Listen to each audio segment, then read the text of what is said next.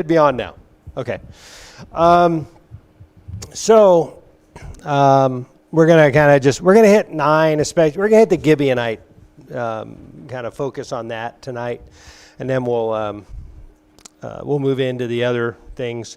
But I did want to, we'll talk about this here in a moment because it's kind of a map of the southern conquest of Israel. So before we get into it, though, let's go ahead and have a word of prayer. Our dear Heavenly Father, we thank you so much for this evening that we're able to gather. But we do think about those who are not able to gather with us, feeling ill and sick. And we ask that you keep them in your care and comfort them and heal them, that they might overcome their illness, especially Katie and others who have already kind of been through difficulties health-wise. But they're on our minds, they're on our hearts all the time, and we just ask that you kind of help them and do what you can do, and without hands. But we also pray that doctors and others might be helpful as well, that so many of our brethren who are feeling down and sick and are stressed because of all of the difficulties, we hope that you'll bring us all peace and guard our hearts and minds with your peace. We pray these things in your Son's name. Amen. Okay, so I'm guessing a lot of the people here are going to kind of know the story of the Gibeonites, right? Who here doesn't really know kind of the backstory of the Gibeonites without reading all of this? Okay. I'll give you a little bit of I'll get a little background to it. So you guys probably weren't here last Wednesday either, were you? Okay, so last week, Rich kind of finished up the battle at Ai, which is that's not working. Let me see if I can change the battery quick. Let me see if that. Are we dead? Yes, I need a new AAA. And you can bring me 2. So, Battle of Ai is essentially the second city that they capture in Canaan,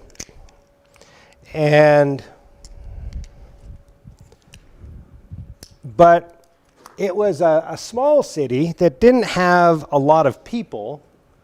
And so after the great battle at Jericho, and they marched around, 7 days, and then 7 times on the 7th day, and all walls came tumbling down, they went back to Gilgal, and just outside of it a little bit.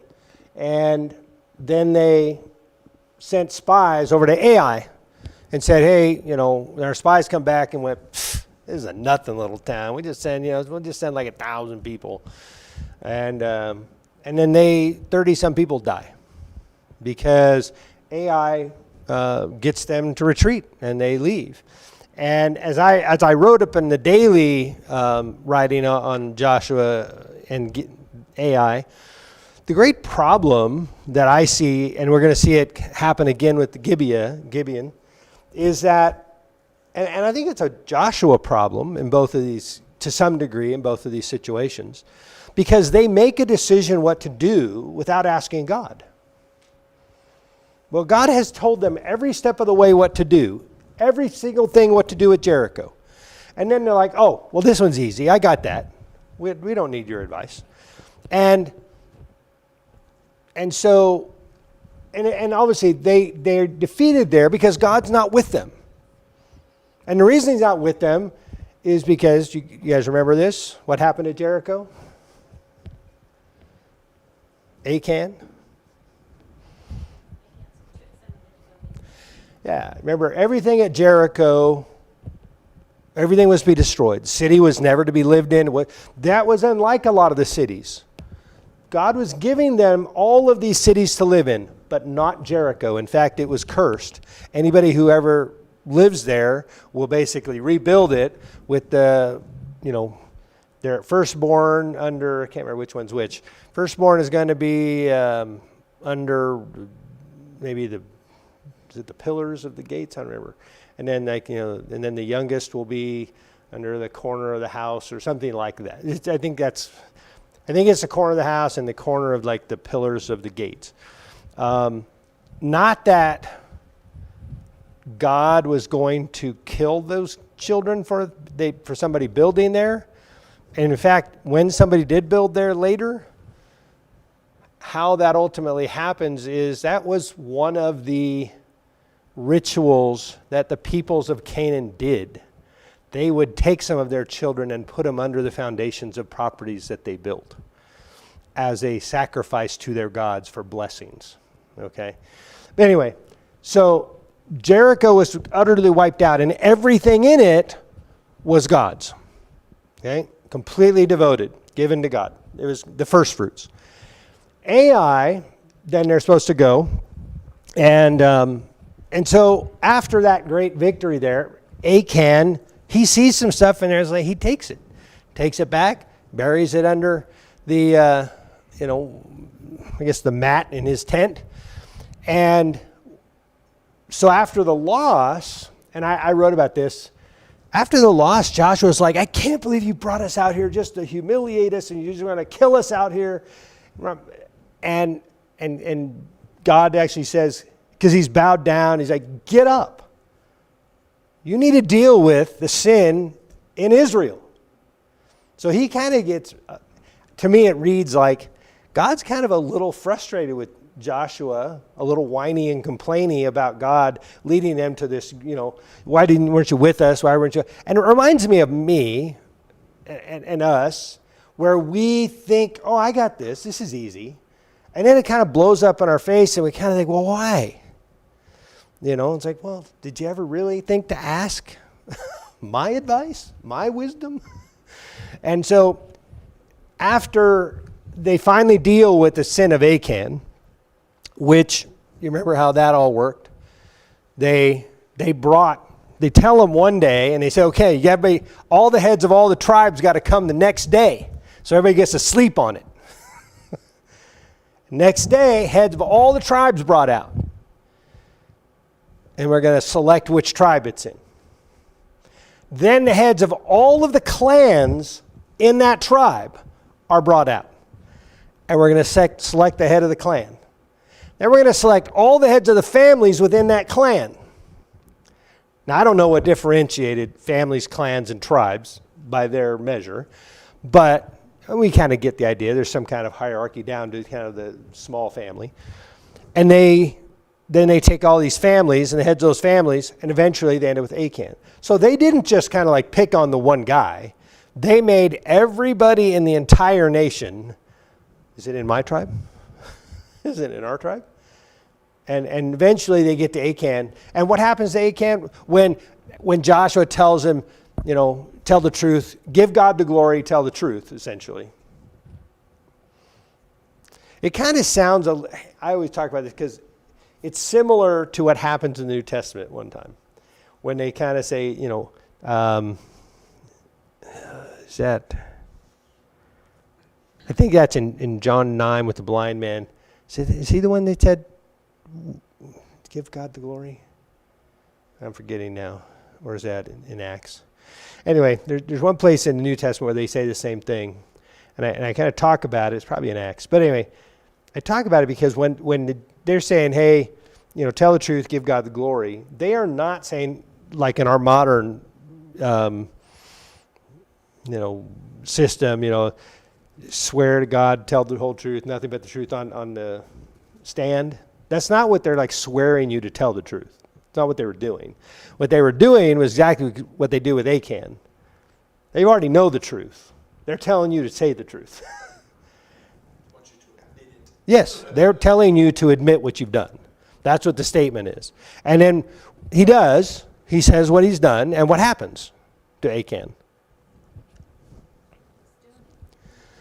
Yeah, they stone him.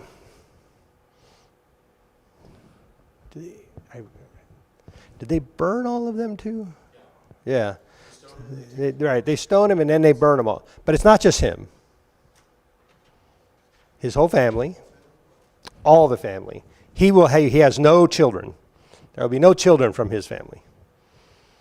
Everybody. Wife, kids, all of his animals, all of his stuff. And they stone him, they burn him, and they heap it with rocks as a memorial of what happened to Achan. And I think it's been a couple weeks now, or I think they mentioned that the rock mound is there to this day, as of the writing when they wrote this stuff down. And so Ai, this great defeat, which isn't huge, 30-some people die, but think about it, that's 30-some deaths that didn't have to die. So anyway, after that, God tells Joshua, after they deal with that and they purify the people again, he tells them, okay, listen, everybody goes to Ai, even though it's small. And then this time, they actually use the original defeat against them by, making the people out in front. They have a kind of a force in the back, but they bring people out front, and then they have them run. And then Ai's, warriors go chasing them. And then that allows the rear forces to come in and destroy Ai. But we learn, so that happens. They deal with the sin of Achan. They finally destroy Ai. And then Joshua renews the covenant. By the way, this is what this map is. So Gilgal's back up in here. Jericho is there. This is Gilgal right there. Jericho's here after that defeat. And then finally, the defeat of Jericho. They're defeated Ai, and then their final conquering, they end up coming to this area here. It's in a valley between Mount Ebal and Mount Gerashim. And I wrote in the daily messages that, and it's been a while since I was reading about this, but I think I've even seen pictures in a valley. And if you've ever been up off of like the highway going to Stanley, what is that from Banks or like from Garden Valley, and you kind of heading over east? I think about highway. Bunk Sloman. Anyway, if you ever go through that valley sometimes, you can kind of see it. On one side, the mountain's all green with trees, and on the other side, in sections of it, it's like just bare and brown, grass maybe, but in the summertime when you're driving around up there, you're like, oh, just a big dirt hill. And that's what they were in. They were in a valley like that, and they put half of the tribe on one side, they put half of the tribes on the other side. And he speaks to them, the law, renews the covenant of the law, and the law talks about the blessings and cursings. And so I think that was a visual image for them of seeing the blessings and cursings of God sitting in that valley. But anyway, so all that happens up through end of chapter 8. And then we come into chapter 9, and it says, as soon as all the kings who are beyond the Jordan in the hill country and the lowland, all along the coast of the great sea toward Lebanon, the Hittites, the Amorites, Canaanites, Perizzites, Hivites, Jebusites heard of this, they gathered together as one to fight against Joshua and Israel. So these peoples of all this land down here, okay, they decide, listen, because after the renewing of the covenant up here in the valley, they end up going back to Gilgal. Well, these people are like, wait a second, they just destroyed 2 cities. Just utterly wiped them out. We're not just going to sit here. And it isn't like most of these cities are more fortified than Jericho was. And Ai was a fortified city too. I don't think historically it's thought it was as formidable as Jericho or as formidable as Jerusalem, a Jebusite capital at the time. But they're like, well, we should probably all gather together and go attack them. But the real advantage of that for Israel is that they're going to battle out here in the lands and are not going to destroy the cities. Because remember, God is giving them a land flowing with milk and honey. He's not giving them a land that is war-torn and, and all messed up.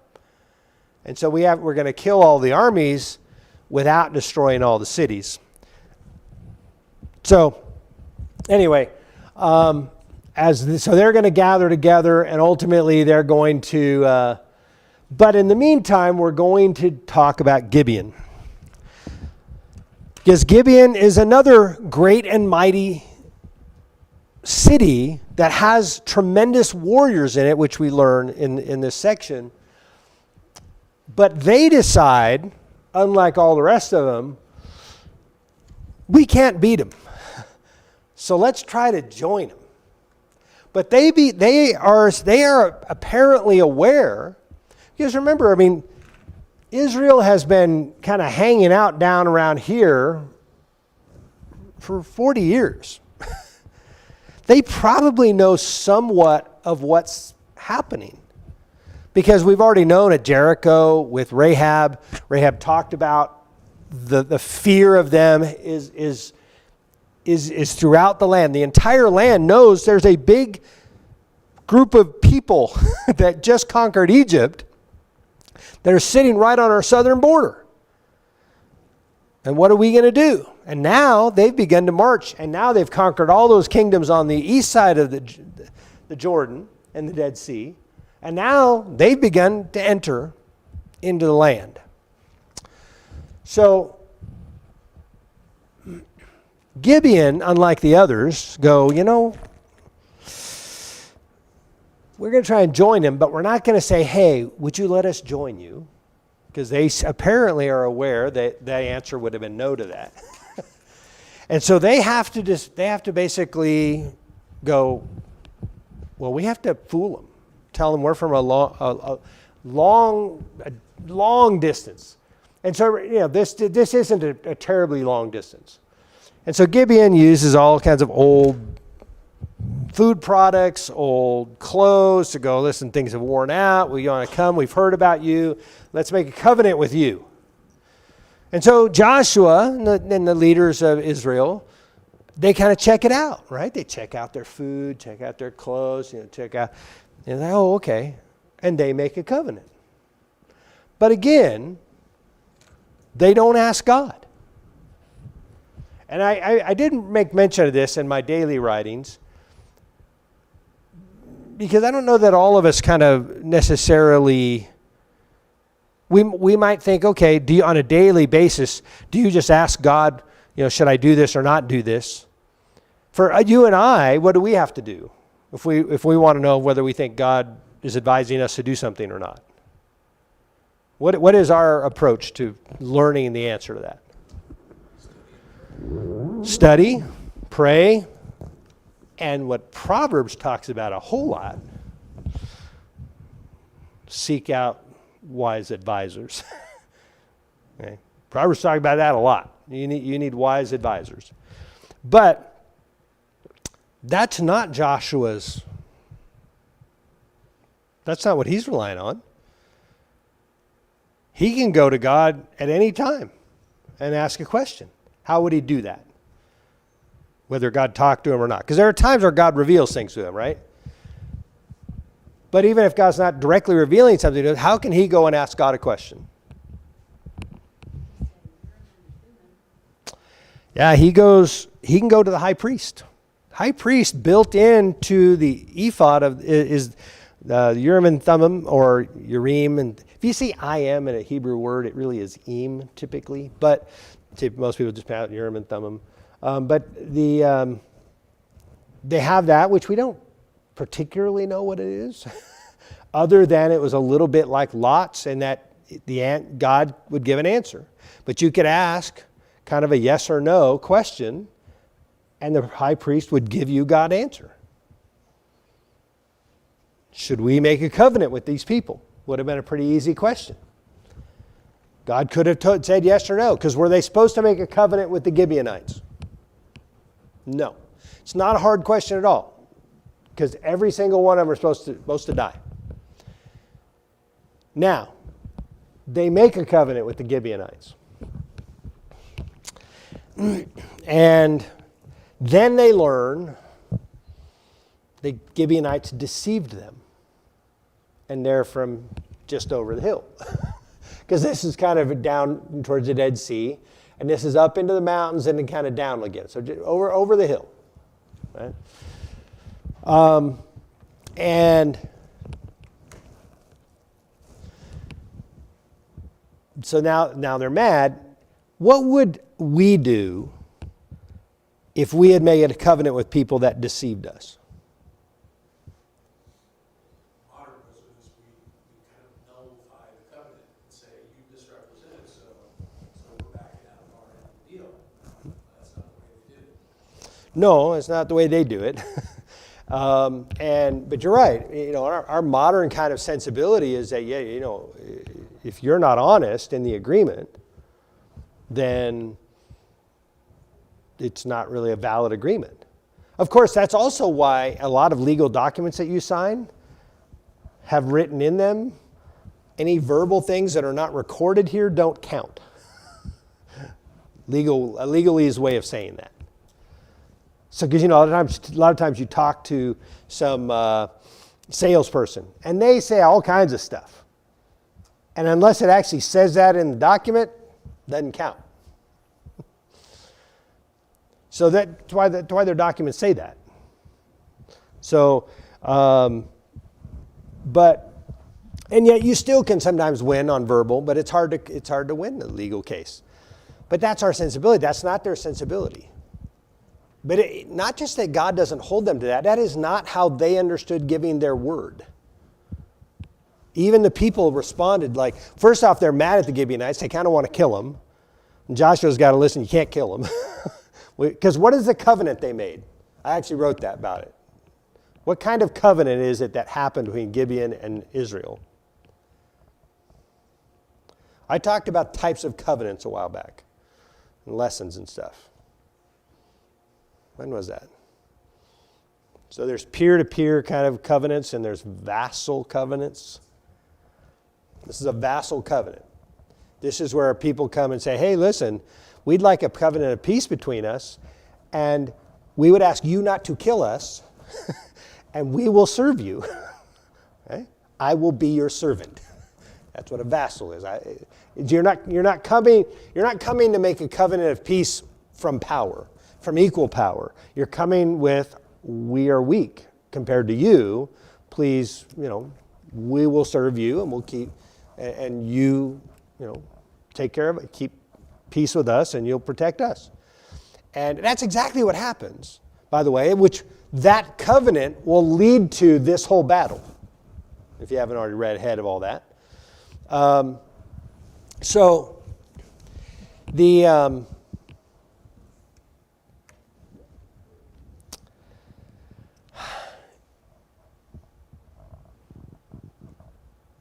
They realize that they have to keep their word. And we see this, isn't just in this. What we see it with even the marriage between Jacob and Leah. Would most people today think that was a valid marriage? Most people today wouldn't do that. Well, I didn't marry her. I said yes to somebody else. You put her behind a veil. I couldn't see her. And yet he understood. I gave my word. That's it. You can see this even in like the judges, which we'll get to later. The judge, when he promises that whatever comes out of his door he will sacrifice to the Lord. Now he's probably referring to the gates of the courtyard of his house. I think, but I don't think he expects it to be his daughter who comes out. But it tells us that after, even she says, well, you got to keep your word. And it says they sacrificed her. Now, people will argue because, which judge is that? Remember? Is that Jephthah? I think it's Jephthah, yeah. So Jephthah, people, he's listed as one of the faithful, and You think, well, that doesn't seem like something one of the faithful would do. But I think one of the problems with that concept is the faithful are not described as the people who didn't do wrong stuff. They all did wrong stuff. The faithful are the people who tried to follow God the best they could, the best they knew how, or when they blew it, they repented.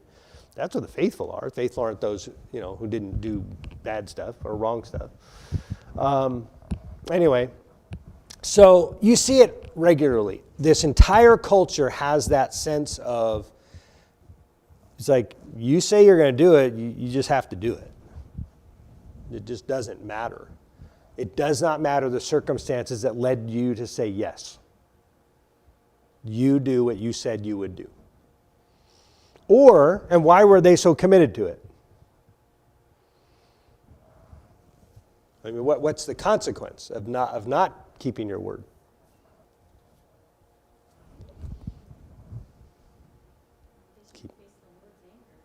Yeah.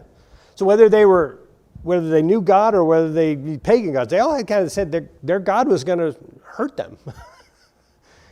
Their God was going to curse them or come down on them or be angry with them, and they were afraid of God's wrath when they didn't keep their word. By the way, in the law and all in the writings of the Old Testament, there's no place that God says you can break a vow other than if you're somebody who has a higher authority who can say no. So a woman, like a daughter, could make a vow and her father could say no. A woman could also make a vow and her husband could say no. Can't think of any other situations, but every other time it says, if you vow, you do it, without exception. And in those cases, if they only had, and like their husband or father only had like a day to say yes or no. It's not like they could say, well, let me think about it for a week.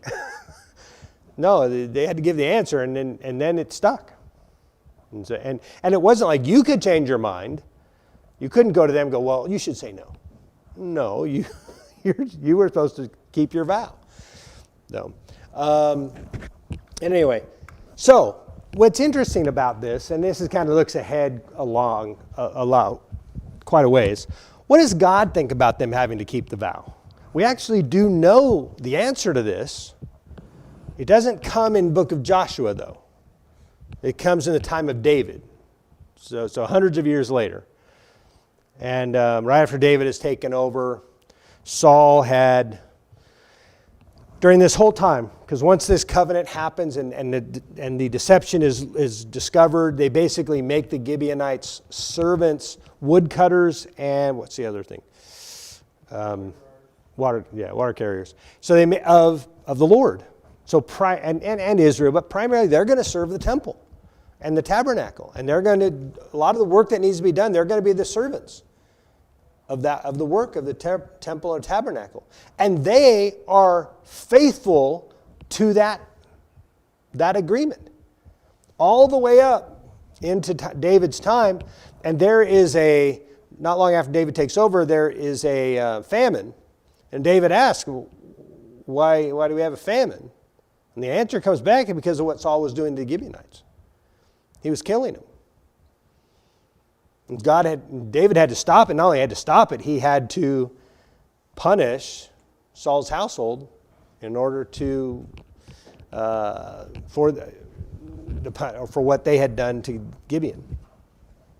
So we see God holding them to the covenant hundreds of years later, even though they shouldn't have gotten into it in the first place, which I think is an important thing. Sometimes, because you and I might do this, we kind of say we'll do something, and then we kind of realize later, I probably shouldn't have said yes to that. I probably shouldn't have done that. Now, I'm not saying do stuff that would be sinful. I'm just saying, if you said you'd do stuff and you're like, oh, I shouldn't have said yes to that. I shouldn't have agreed to that. And I'm like, oh, that was a mistake. You should just do what you said you'd do. And the more you do that, by the way, the more you realize I made a mistake in giving my word, but I kept it anyway, even if it was a little painful, which, by the way, Psalm 15 talks about. David asks, who can go to your holy hill? He who swears to his own hurt and yet still does it. But not that I would expect you to know that passage, but in Psalm 15. The more you do that, the more you will learn to think before you say yes. The more you get out of things, the more you will do that.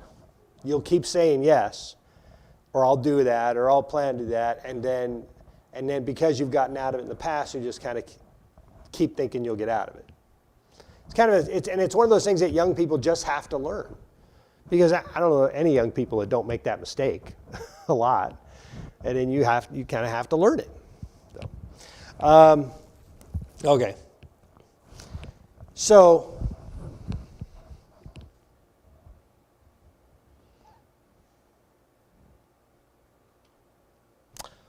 Why? So one of my get it questions in this worksheet is, why do we sometimes rely on ourselves instead of seeking God's wisdom?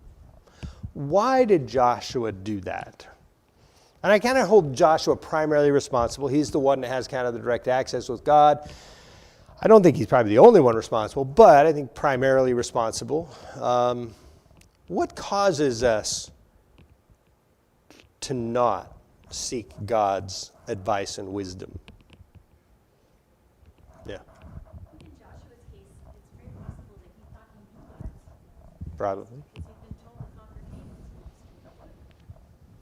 Mm-hmm. And in my case, sometimes it's the same thing. I think I know what it is, and so I don't need to ask God about it. Mm-hmm. Yep. Yeah,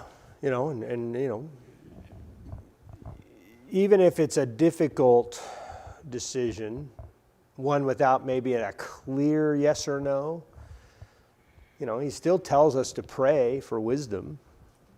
So, but yeah, I think that's definitely one of the reasons we think we already know. Yeah. Sometimes I think we believe it's small and it's within our own capabilities, and we forget how many assumptions that is based on. Mm-hmm. We're assuming something about our abilities, the consequences, what could happen, the possible outcomes, and I think we forget how much that is unknown actually. Mm-hmm. We know what is going to come, and so therefore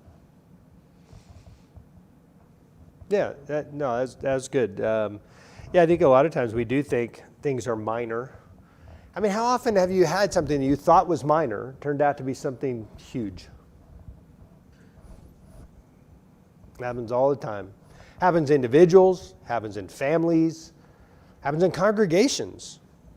35 years ago, a congregation I was in at the time, some little, thought that there was kind of I'm trying to remember what started all of it. Anyway, something happened. It's like talking, and so some of the people are talking with somebody who had kind of done something, and then then they say something, and you're like, what? And then it just kind of, it was like you kept pulling a thread on that piece of clothing, and you wanted it to just kind of stop, and then instead it just kept pulling.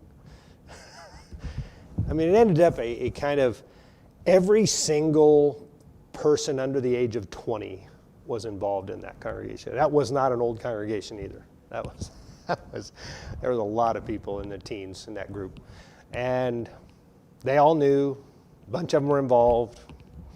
It's like, what a mess. It was a mess for like months.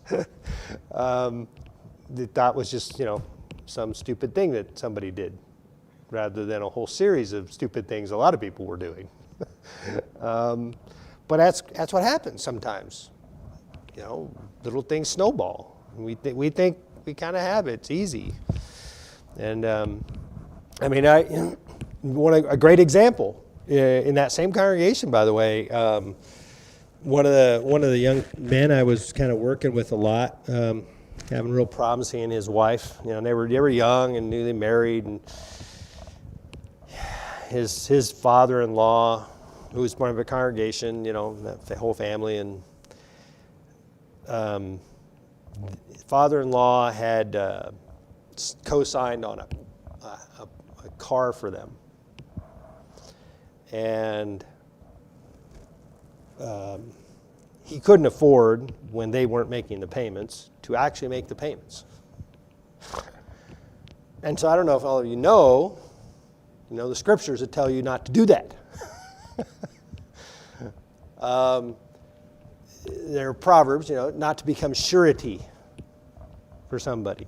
And it's one of those things that is a principle. It's not one you couldn't do. But if you do co-sign, you should only do it if you actually could pay it yourself and give it. If you could give it when they can't give it, then probably it's the only time you could maybe do that. But it's a bad idea, even for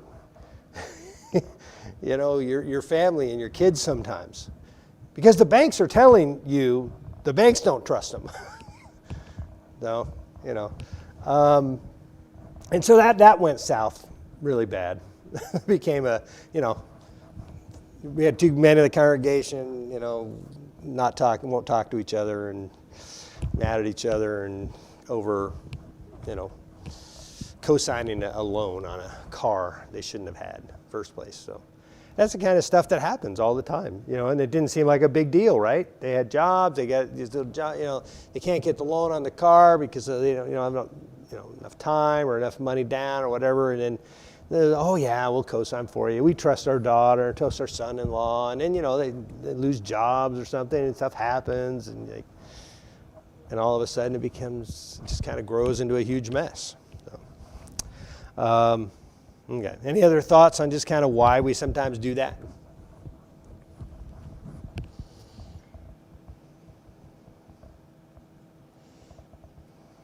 Maybe we're afraid of the answer. Yeah, I think you're right, because, and I think what your statement means is that we really have something we want to do, and we're a little afraid maybe the answer will be no, and so we do what a lot of people say. Well, it's easier to ask for forgiveness than to ask for permission, right? We've heard that statement, right? Sometimes, and so we kind of do things that we think are the right thing, but we know somebody who will give us advice, but it will most likely be a no, and so we don't ask. We kind of just do it anyway. Yeah, that's a good one. I hadn't thought about that, but yeah, for sure. The other one that kind of goes along with that, if we do ask, sometimes we ask the people we think will give the answer we want. Like which parent you're going to ask, you know? It's like, oh, this is an issue. I should ask mom on this one. Or no, I should ask dad on this one. He's more likely to say yes. You know, every kid generally knows that. And it might be one parent who's almost always the easier one to say yes.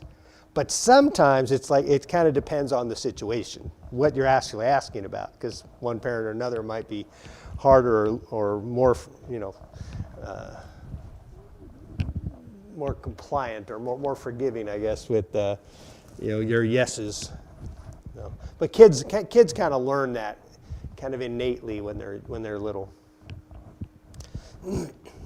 and they do the same kind of things. They don't ask because they don't. No, they're not going to want to hear that answer. So, okay.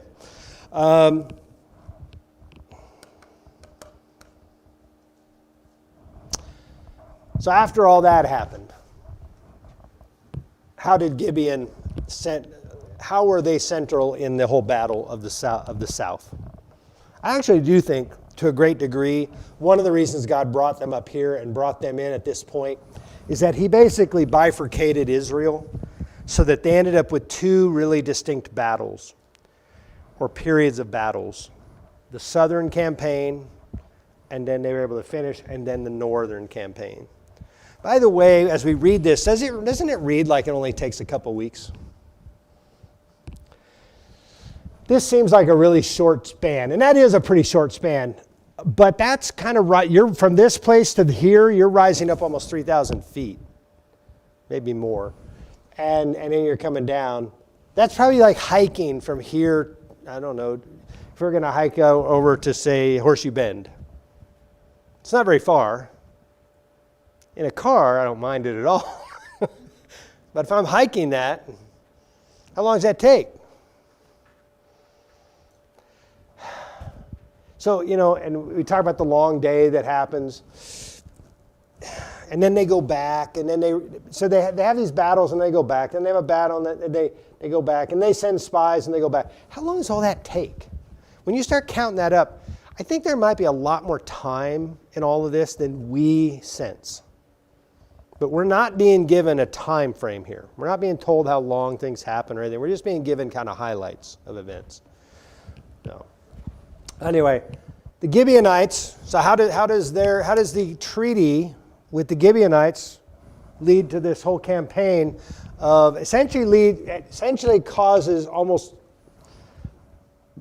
I don't know, a good percentage of the 31 kings that Joshua kills in the south are killed in this southern campaign. I don't know if all of them are, but yeah. Because of the treaty, the Canaanite kings were mad at Gibeah, so they went to attack Gibeah, and then Gibeah called out to Joshua to come help them. So it was a perfect opportunity to fight all of those kings at once. Yeah. Yep, and basically Israel's over here going, well, maybe we could slow walk it, and we could have people kill Gibeon for us, because we shouldn't have made that covenant with them. No, they didn't do that, because part of the covenant is that we have to protect you. You're part of us now. And so they stick to their word, and they come, and that leads to this encounter with all of the people. And this is a time frame. I was watching something earlier today about the real William Wallace and the events that led to, in Scotland, his battles with England. And they fought at a specific bridge. His great battle happened at a very specific bridge that you could only get 2 horses wide on. So it was a tiny bridge. But it was the only way for all of the army of England to cross into Scotland. And England thought, well, they're just going to let us, the rules, the chivalrous rules of war will allow us all to come over and get on our side, and then we'll fight. And they went, you're going to kill us. Like 10,000 of you. So no, we're going to destroy you on the bridge. But this is, you can't move massive amounts of troops without people knowing. It's visible.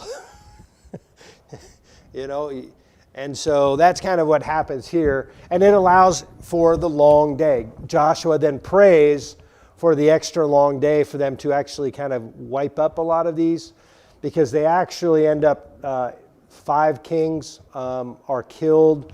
That they captured 5 kings that were hiding in a cave, and they would roll a rock against it. We'll come back and kill them later, because they wanted to go keep attacking the armies.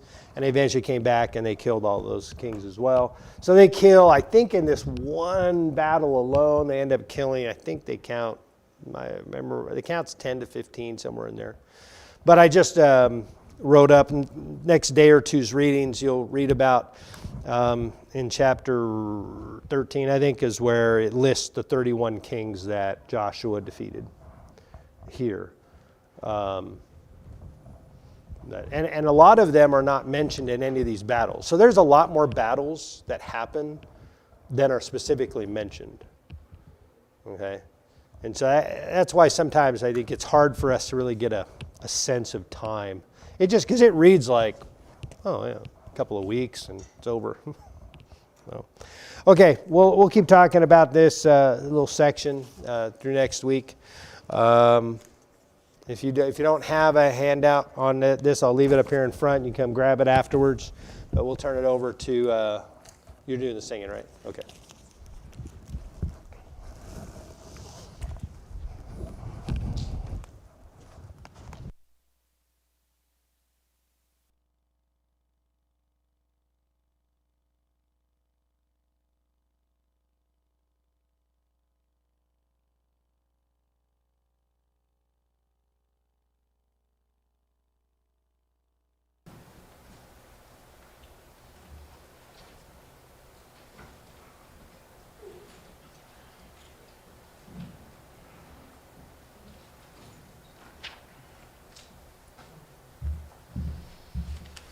Good evening.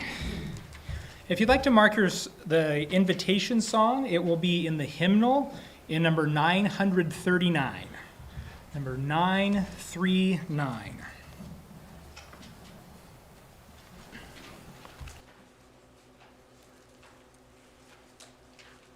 And once you've marked your place there, open up one of the supplement books and we will sing number 74. Number 74 in the supplement. 10,000 Reasons, Bless the Lord.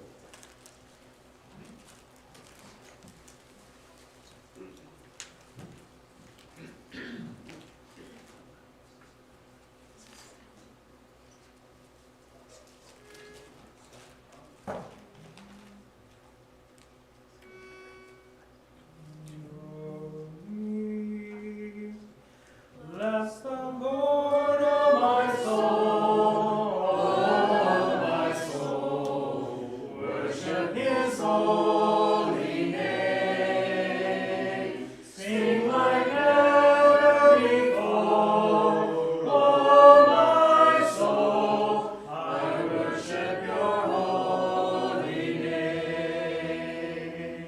The sun comes up, it's a new day dawning. It's time to sing Your song again.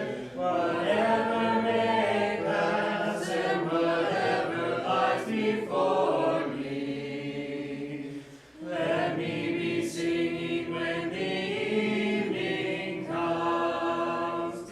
Bless the Lord, O my soul, O my soul, worship His holy name. Sing like never before, O my soul, I worship Your holy name.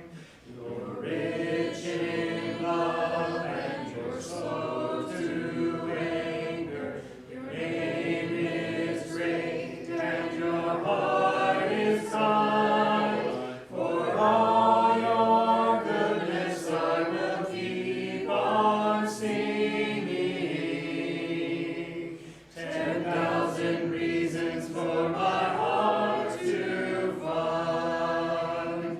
Bless the Lord, O my soul, O my soul, worship His holy name. Sing like never before, O my soul, I worship Your holy name.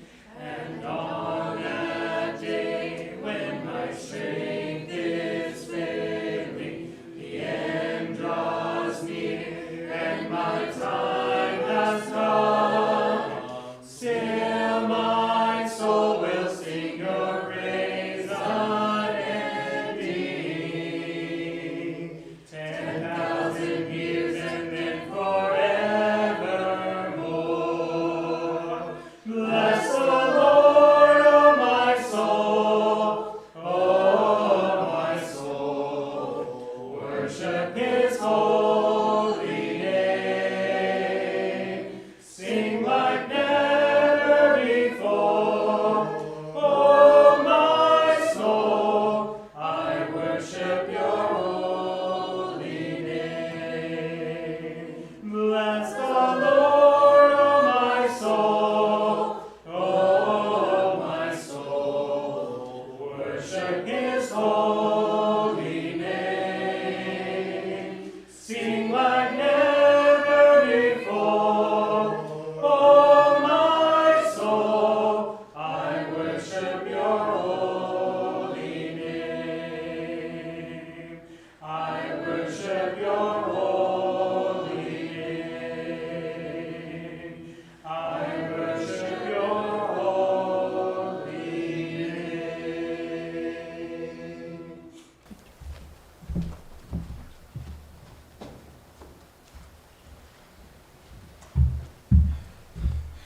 Well, good evening. It's kind of funny. I've got two groups to speak with tonight. So, obviously, we have some announcements. Several people are sick. Mike, Matt, and Brittany are all home with COVID. Jesse and Lily were exposed to COVID. They're staying home. They were feeling a little under the weather tonight. The Phillips were with the Fewitts, so they're also home. Steve and Yolanda are also not doing well, so they really need our prayers, especially Yolanda there. The Morrisons are also homesick. The kids are doing better, but now Audrey seems to have caught that. Looks like Mary seems to be still under the weather but recovering. Katie and her mother are still feeling sick. Jennifer Fraley has an upcoming surgery on February 8th. She's home isolating to stay healthy for that. And from what I've heard, it sounds like Brian's recovering well from his. So a lot of announcements there. If you know somebody who needs assistance, don't hesitate to reach out to them or reach out to us for assistance if you need it. Every time I hear the word announcements, I go back to a song that I learned at a Philmont Scout camp. And a horrible death to die, a horrible death to die, a horrible death to be talked to death, a horrible death to die. And I hear that in my head every time I hear the word announcements, which leads me to an interesting opener here. I hear a voice in my head. And Janae's over here giving me a look that explains everything. But don't worry, it's my voice I hear in my head. And this is something that I've kind of taken for granted. But I learned recently that I have what's known as an inner monologue, meaning that I talk my thoughts to myself in my head. And apparently not everybody does that. I find it very, very fascinating. I just can't wrap my brain around the fact of not being able to talk to yourself and have those inner dialogues and such in your head. It baffles me. But that makes me think about how we're all different, how we each have different talents. For example, Mindel makes lots of lists. Roger can make anyone uncomfortable. And Ben sings happy birthday. But if we look at those a little bit more in depth, Mindel makes lists because he's less likely to forget things that way. It's less likely for us to forget things if he's making a list of things we need to do. So that helps the group as a whole. Roger can make anybody uncomfortable because he really makes us introspective about ourselves, how we're living our lives, what we can do to be more godly and more helpful toward the group. So that has its place, however entertaining it is. And then Ben sings happy birthday to really concrete the fact that we're a family and life is worth celebrating. But as we look around, we've got people who work in healthcare, retail, technology. We've got people with mechanic skills, home building skills, veterinary skills, people with military experience, and so much more that go into building our congregation. And the two things that we have in common are, first, we sin. We can't escape that. We do. And the second is we want to really throw off our worldly being here and we want to throw off that sin and be more like God. We want to put on God as the scriptures say. And we have an entire well-rounded community here designed to sustain itself and to uplift one another in the eyes of God. So if you're needing help with anything, if you're struggling with anything, with sin, with health, with things at home, talk to us. That's why we have these skills and people in so many different areas is we're here to help. So yeah, if you need help, talk to us. I know most of us in here are Christians and have been baptized already, but if you haven't, if that interests you or you want to, we have a baptistry. It'll be really cold tonight, but we have it. Feel free to talk to any of us. Roger's a phenomenal person to talk to about these things. So don't hesitate to reach out and lean on the congregation, especially as we look at our announcements list that's 3 miles long and realize that we're human. We get sick, we need assistance, so don't hesitate to do so. And Yeah, let's go ahead and we're singing 939. Student 907. Okay, we're switching to 907, so. 907, Hark the Gentle Voice.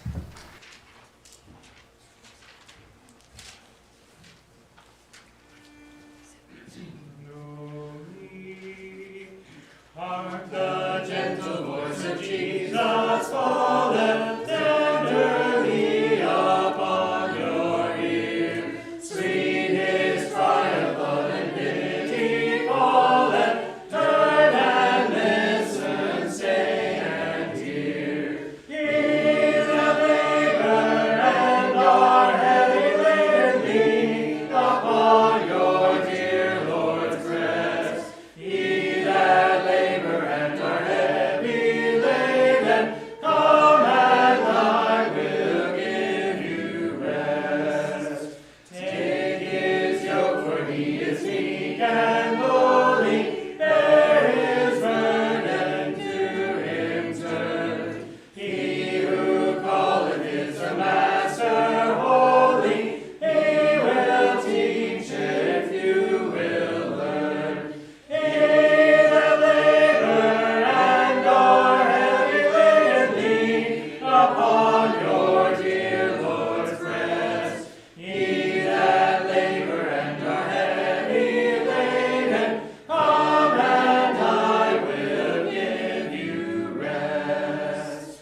Then his loving tender voice obeying, bear his yoke, his burden take. Find the yoke, his hand is on you laying, light and easy for his sake. Ye that labor and are heavy laden, lean upon your dear Lord's breast. Ye that labor and are heavy laden, come and I will give you rest. Thank you, everybody, for coming to study God's Word with us tonight. We will now be led in a closing word of prayer. Let's pray.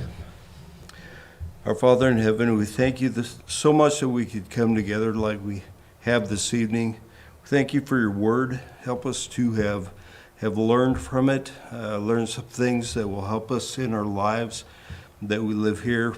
We thank you that you love us, loved us so much that you saved us. You sent your son down here, and he lived in the flesh, and he died for us. We ask that you would forgive us when we do wrong. We ask that you would please be with those that are sick, that they would be well again.